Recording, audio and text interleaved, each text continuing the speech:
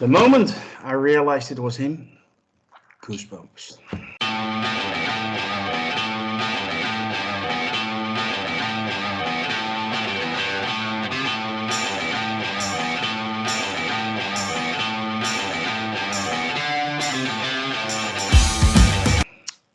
Hello, this is the Review of Champions, and I'm your host, Grandmaster. With me is a powerful panel made up of the finest champions Sakar has to offer. Let me introduce them to you right now. Voice only, Mr. Lord Deathman, how are you doing tonight? This is the way. Joining us for the first time in our Mandalorian review series, Merv. How you doing? I'm great, how are you? And last but certainly not least, we have Mr. Taylor first. How are you, man? Doing good. Great to hear.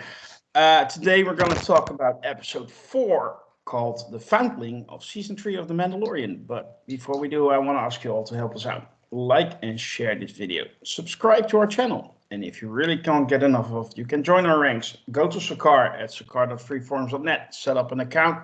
Get to know us, and yes, you can even join us in our preview or podcast. We would love to have you on the show.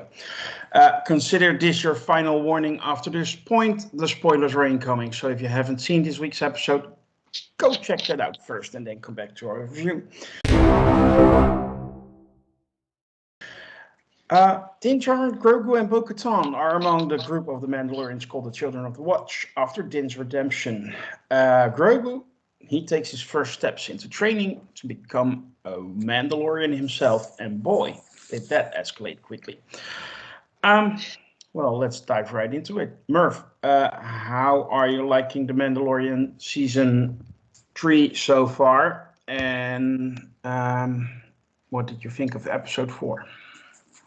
Season 3 so far, it's a little bit all over the place as far as like the structure and the vibe of the show for me right now. Like, I feel like seasons 1 and 2 had a pretty clear path, and this one just feels like almost a bit of an identity crisis to me, at least. But as far as this episode goes, I actually really enjoyed it.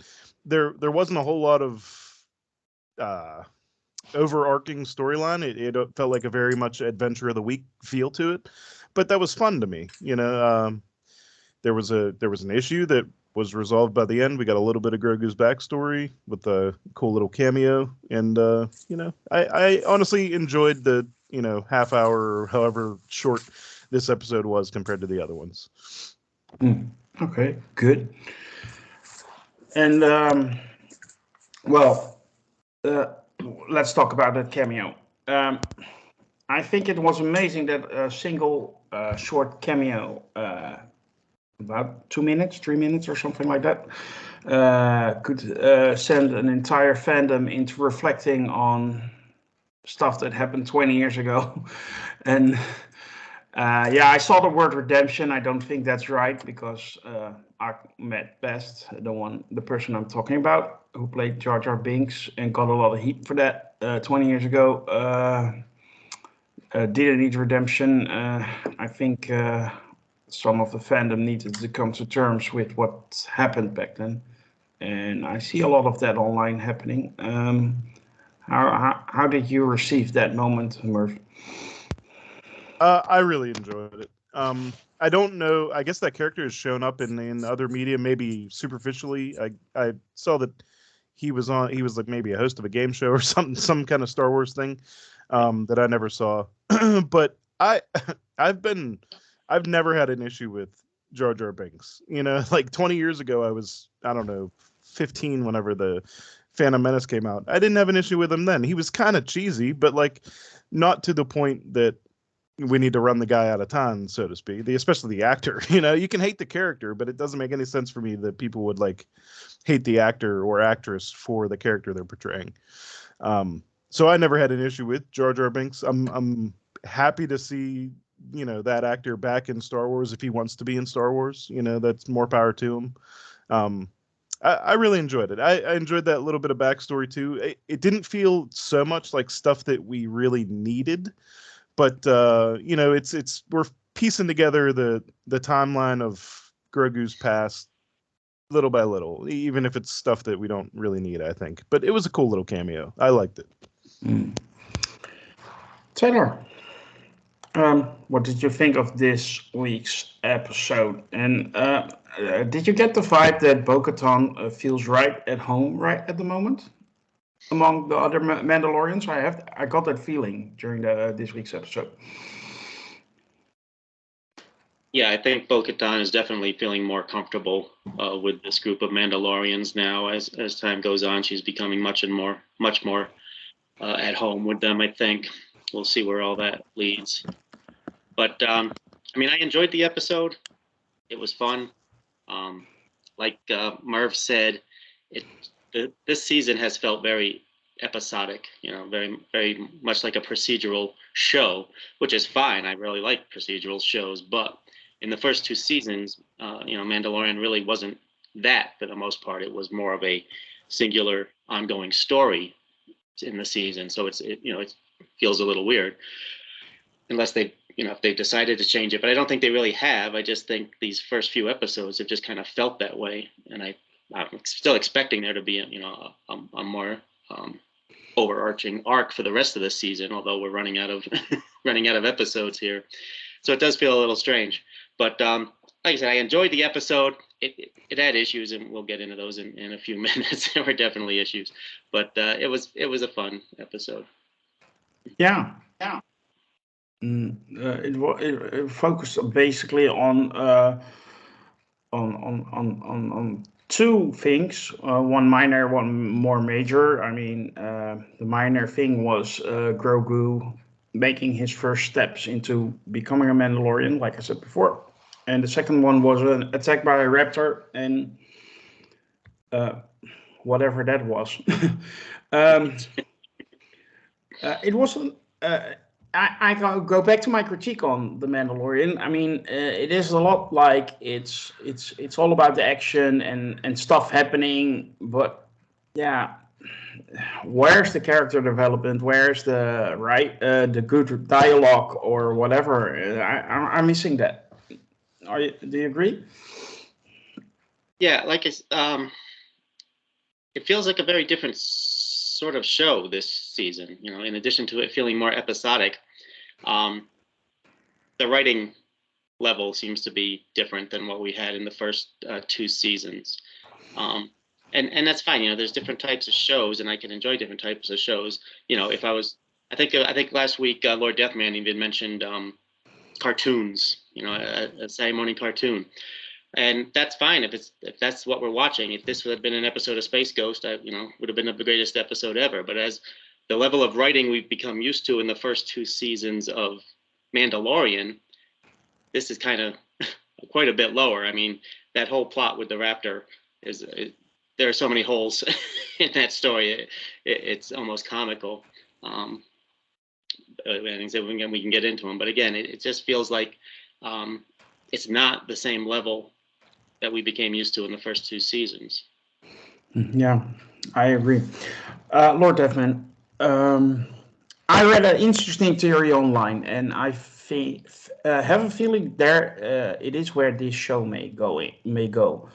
Grogu becoming a Mandalorian, maybe he is the titular Mandalorian. Actually, we always had been thinking it's Din Djarin, but maybe Grogu is the Mandalorian, becoming the new leader of Mandalore, carrying the darksaber, etc., taming the Mythosaur with his force powers. We've seen him control big animals before in the Book of Boba Fett. I don't know if it's happening, but I think it's interesting. And what do you think of this week's episode? I think this episode was good, and good on the basis of it being more episodic. The Mandalorian goes on a quest to rescue a foundling. Again, it does have that Saturday morning cartoon feel where every episode is different than the last one, and there isn't a whole lot of connective tissue. I have heard the fans up in arms about this season. No one seems to think it is of the same quality of the first two. The ratings are pretty bad for this season when compared to the first two seasons. People are even wondering if we're going to get a season 4 of this show. So I say to everyone who has a super harsh criticism of this, be careful what you wish for, because streaming shows tend to get pulled really easily if people don't feel like they're making a profit or having ongoing conversation about them. But in any event, I see people struggling to figure out why it is they don't like the season of The Mandalorian or why it feels different. And they're pointing to things like, oh, there isn't enough character development. Well, I would counter that by saying that there never has been a lot of character development with The Mandalorian. He's not a guy that goes through changes and becomes someone different, by the end of the season. And in fact, you can rely on Din Djarin to be the Old West gunslinger with those Old West morals and values, and he's a constant, as the world may be changing around him. His mission sort of remains the same. But I enjoyed this episode, but I do have to say it was problematic in some places. There were some plot issues. I think the quality of the writing may have taken a dip with this particular episode. But what I think everyone is really trying to get at, that might be harder to articulate about this season, is that it lacks urgency. I think season 1 and season 2 felt a lot more intense and more urgent with what the Mandalorian was going through in the whole season arc with 1 and 2. And this season just doesn't feel as urgent. It feels like I could come and go. If I missed episode 2, I could probably jump in at 3 and he'd be into something different. And it wouldn't be like I was going to miss a whole bunch of story, or that there were these dangling threads that were, super urgent for me to catch up with. So I think that's kind of what's going on overall. But to address your theory about Grogu becoming a Mandalorian, I hope he does become a Mandalorian. I really do. I would love to see how they solve that from a visual perspective, and how it's going to feel for him to join the clan of the Mythosaur, so forth and so on. But truth be told, I may be, and this is just me personally, and I totally understand if people don't agree, but I could be right at the fill line for Grogu, for baby Grogu. I do feel like the hand is being overplayed, and I kind of want to see baby Grogu kind of become toddler Grogu or get a little older. The cutesy gag and the flips and the things like that might be wearing just a little thin on me. But yeah, that's really my only serious critique. I'm sure we're going to do a deep dive and get into some of the things that are, more detail oriented in terms of what we liked and didn't like. Yeah. Well, personally, I enjoyed the episode, but to me, it's again quite superficial, which is I keep throwing back at Endor. Coming back to Endor is disappointing in some way, but it doesn't mean I don't like it. It's just that I see little to no development, and you're right. There hasn't been so much in the first 2 seasons either. And I guess The Mandalorian, and I'm quoting someone I saw on TikTok here, has always been more about the journey than about the destination. And right, I think the problem is that the fandom has been spoiled ever since 2019. May 2019, we got that big gratification in Avengers Endgame, and now everybody wants moments like that all the time. What they forget is that movie took like 11 years and 22 movies to build up. If those movies hadn't been made, and if the journey hadn't been that long, it would have been nearly as satisfactory as it was. And my God, Endgame has issues on it for its own. So. But yeah, so is the problem more the fandom than actually the show? Is my question to all of you champions. I think it's a little of both. I think it absolutely is a little of both. I mean, you take a character like Andor and you say, oh, he went through a character arc in that first season of that show. He went from being someone who was a bit more self-interested, on the run, not necessarily concerned with the plight of the everyman being crushed under the boot heel of the empire, to someone who was deeply invested in how the rebellion was going to run. That's development. That's an arc. The Mandalorian goes from a guy who wears a helmet, punishes the evil, protects the innocent. That's how the season starts, and that's how the season's going to end. So I wouldn't say it's a lack of development, but pushing the story forward in some way that does feel urgent doesn't seem to be a priority in season 3. But I think the blame is equally on the fans as it is on the people producing the show. Also, it doesn't help that we saw something with the level of sophistication that is possible when you take Andor into account. No. Taylor, your opinion on this? Yeah, I agree with what you said about the it's about the journey, not the destination. But this season so far, there doesn't seem to be a journey. Not that I can figure out anyway. And again, I agree that Din Djarin himself doesn't do a lot of character development, and that's fine. Character development, depending on, again, the type of show you're talking about, character development can be overrated. But even the characters around him. I mean, right now it appears that Bo-Katan is the only one who's doing any developing in this show, which is fine. If and side characters and guest stars and stuff have always, had their arcs. So I think that's working okay.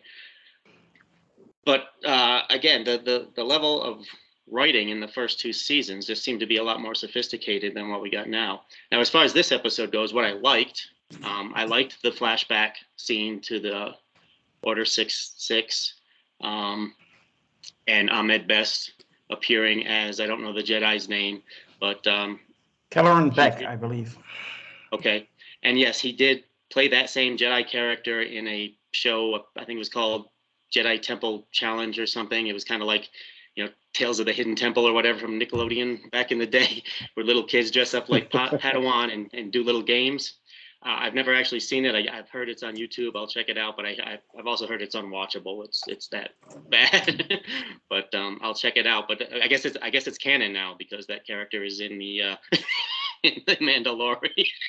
Okay, so good for him. But anyway, I thought that was actually a really good scene, and I think over time, and I like how they're not giving it to us all at once. Over time, little by little, we're going to see what happened to Grogu, all the way up to the point where he meets the Mandalorian, because there's still a lot of time in between Order 66 and he meeting the Mandalorian. So I'm interested to see what happened there. So I liked that. I liked the idea of the raptor stealing a kid and them having to go and rescue him as a story for this episode. Oh Lord. Yeah, just give it to us. Come on. It was like this raptor flies out of nowhere, grabs a child, flies off with it, and they're all like, yeah, I hate when that happens. That happens all the time. Oh, wait a minute. You don't have one guy maybe keeping an eye out for this thing? And then they go chasing after it with their jetpacks and run out of gas. I'm curious. Do the other Mandalorians not have ships, or are they all just marooned on this planet with these freaking dinosaurs? Bo-Katan and Jin, the only ones that have ships?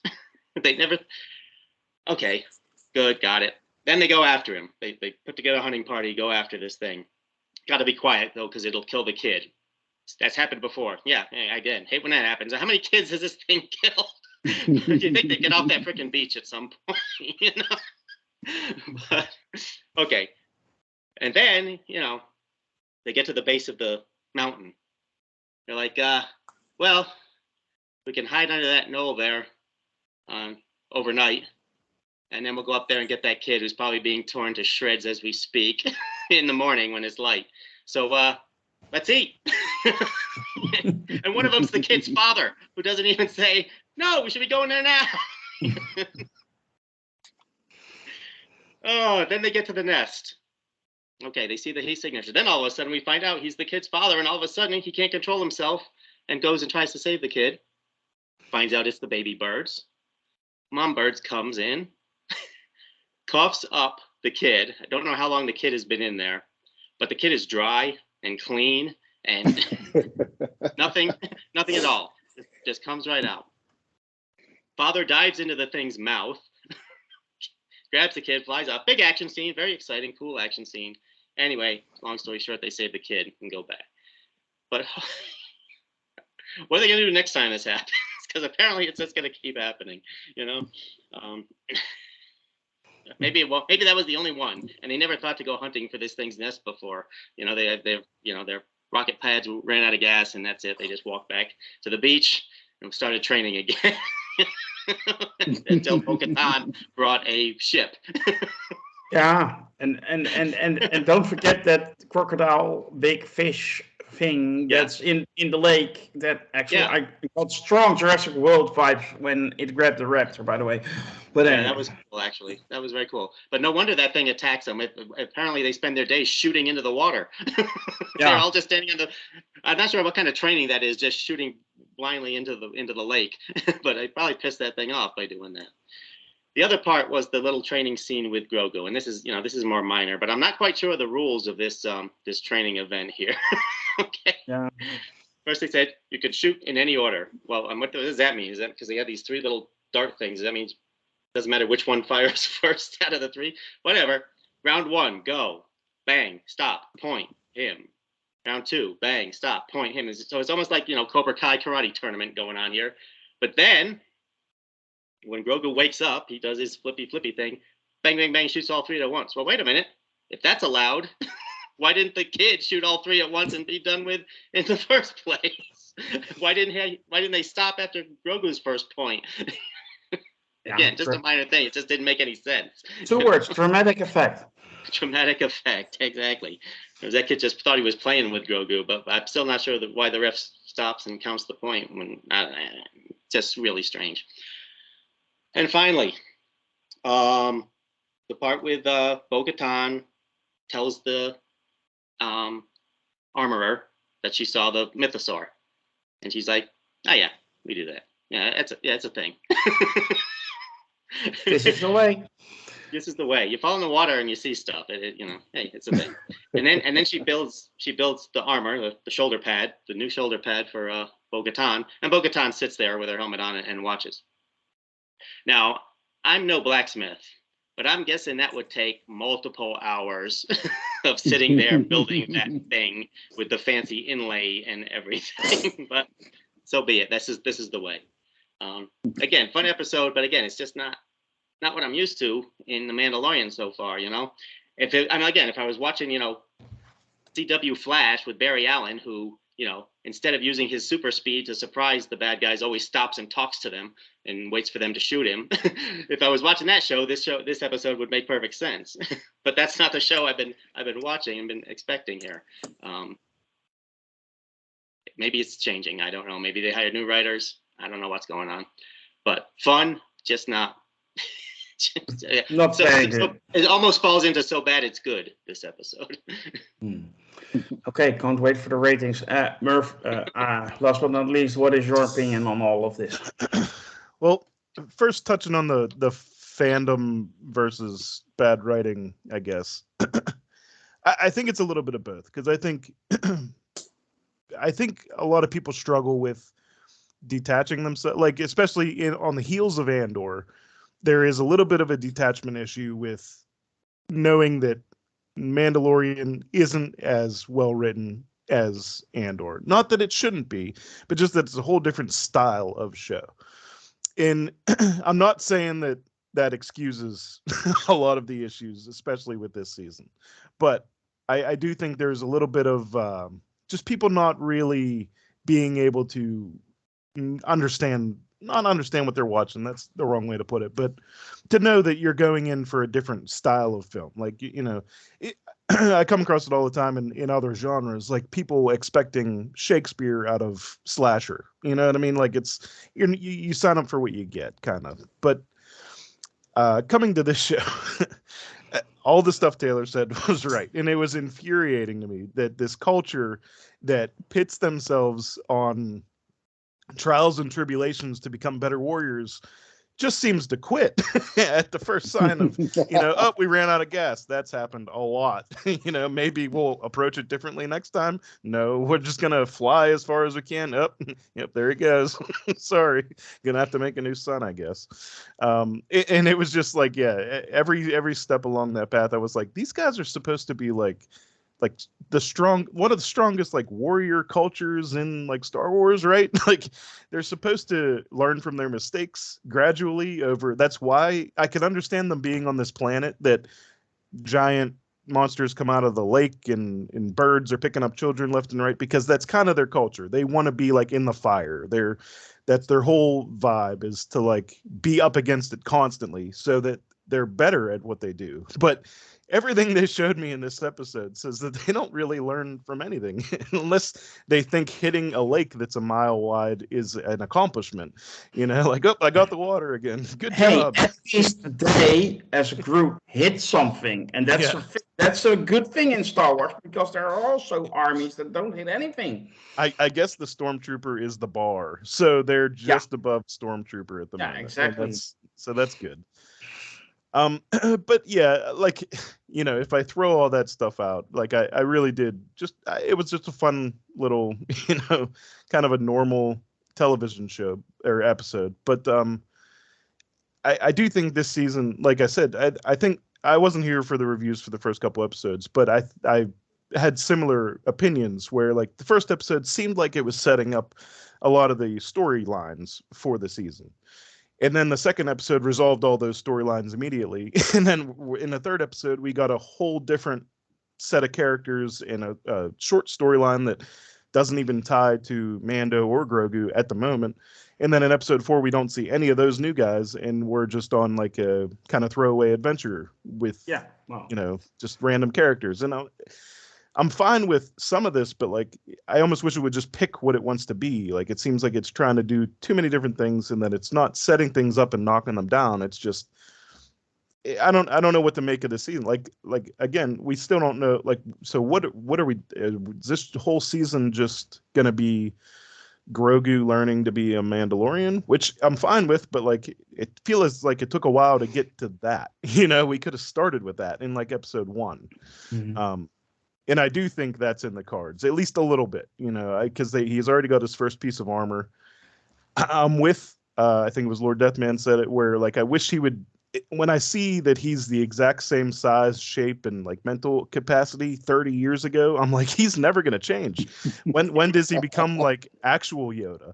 You know what I mean? Like when does he develop like speaking and I saw a thing online. Again, TikTok. Sorry, I'm too much on TikTok. But it mentioned that Yoda said that he was 900 years old at some point, and that he had been training Jedi for 800 years or something like that. So if Grogu is like 50, as they say, within 50 years, he not only learns how to speak, he could become a full-blown Jedi, and even so powerful, he could teach to other Jedis how to become Jedi. So, forgive me my false expression of the lore, but Padawans to become Jedi. Sorry. Yeah. So there's potential for a lot of development, though, in a very short time, and I think we already see him starting to talk. So there's there is some of that. But you mentioned indeed those characters we met in episode 3, which they don't come back to in episode 4. How do you feel about that? Because it makes that episode even more filler. I hate that word, but it's true. At the moment, I mean, we're halfway through the season. They've been in one episode that doesn't seem relevant to anything else at the moment. And I think maybe if it was structured different, if it wasn't 80% of that episode, if they had taken pieces of that and thrown it in other episodes, it might have felt like, okay, well, this is going somewhere. And, but as of right now, it just feels, like there's a random storyline that with that doctor that was like a background character in some of the other scenes from the first 2 seasons or whatever, and now he's, I guess, dead or something. And there seems to be a new. And I think we lost Merv at the moment.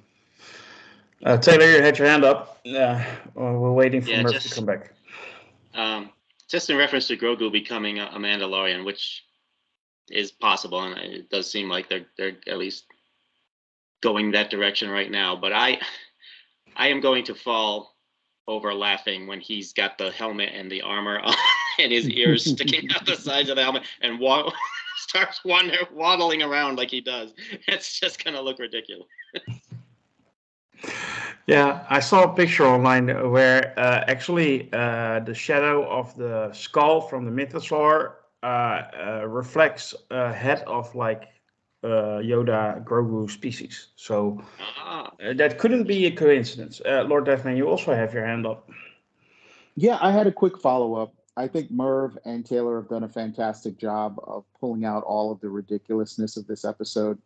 I just want to add one additional thing, not to add insult to injury, but Mandalorian culture is one of those things that sounds great when you just hear exposition about it and people talking about it. But when you actually see it, it really takes on this dimension of goofiness where, you have all these guys in helmets practicing kung fu on a beach. And I'm like, that's really what their culture is like.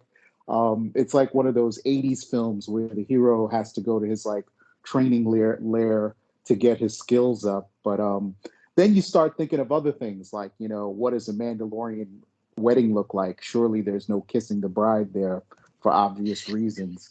And how do two Mandalorians make another Mandalorian? Strange when you start to think about the logistics there. So my biggest down on that episode have been making me think about Mandalorian culture in more detail than I think we ever need to. That episode made me do it. But my high for that episode was definitely Ahmad Best in that cameo. That was my favorite part of the episode. I will be honest, and I will say that I didn't even know it was him when the cameo was happening. I was like, oh, there's a black gentleman who's a skilled Jedi and he's about to rescue Grogu. So I didn't understand the significance of it until after the episode was over, and I was happy. I was pleased that they gave Ahmed Best a not a chance at redemption, but just a chance to show his range as an artist. He played that sort of goofy character in the prequels, and now he's capable of playing another character because he's an actor. I totally loved his physicality to it. I was like, wow, this guy must have been a dancer, or he must have been something that was a bit more, physical, but just because of his style, handling the sabers and all of that. And I found out that, he did some theater work, which makes perfect sense in terms of how he approached that part physically. So, just wanted to give my ups and downs there as far as the episode was concerned. Yeah. Overall, we're already talking longer about this episode than it actually was. And not because there was so much to talk about, but we are generally questioning how good it is. And I believe Merv is joining us again, so that's good. Hi, you're back. Would you like to finish your thought? What was the last thing you heard? 'Cause I don't know. I don't know. I will see that tomorrow. Yeah, I just think it seemed like they were setting up like a new villain with I forget her name, but the woman who kind of betrayed that doctor character. Mm-hmm. And then if we never see her again, I guess it's not the new big villain or whatever. Yeah. Just wonder where it goes. With only 4 episodes left. Yeah, Taylor, Lord Deathman. Do you think it goes anywhere, or? I mean, I think there's a good chance it doesn't. Maybe they show up again next season at the rate they're going. I mean, we've already had one episode entirely spent on trying to bring back RG-11 or whatever that robot's name is, and that didn't happen. And then we had an episode where he just flies to a planet and finds a hole in the ground. And then we had an episode that was from another show, apparently. Yeah. And now we had an episode where they save a kid from a dinosaur ad. Yeah. And they're all, Yeah. they've all been entertaining. They've all been fun, but I don't know where they're going. Yeah, I tend to agree with Taylor, although I don't have as much misgiving about that last episode as others might. If anything, this episode and it's sort of leaning more towards the goofier side has made me a little bit more intrigued about episode 3 if it's possibly going to go anywhere. But Taylor and Merv are right. Somebody is not resolving all of the story threads. I have a little conspiracy theory that I'll share about the whole thing, which you can take with the biggest grain of salt possible. But I think since they're making a whole lot of Star Wars shows at the same time, and they're all happening approximately around the same timeline, I know that there are shows that are, farther ahead and some that might be farther back coming in the future. But I do feel like they're treating these shows as if parts of them were kind of interchangeable. So if you have like a huge piece of The Mandalorian that you're not sure fits in anymore on that side, you might drop it into Boba Fett. I have a feeling that they're kind of starting to treat these things like Lego pieces. And we saw that in the book of Boba Fett. And I think that this is just a little bit more of that. Makes me think Mr. Gilroy should take the toy box from Dave Filoni away and teach him some proper writing and storytelling. But anyway, I think it's time to rate this week's episode.